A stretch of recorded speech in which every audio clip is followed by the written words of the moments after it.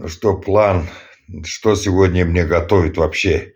Не знаю, разобрал весь этот. Так, курицы не хочу уже, ножки. Это тоже курица. Опять же, курица не хочу. Это остаток бараньего фарша. Фарш. Еще фарш. Это тоже индюшатина. Это говядина. Вот, кузбассы.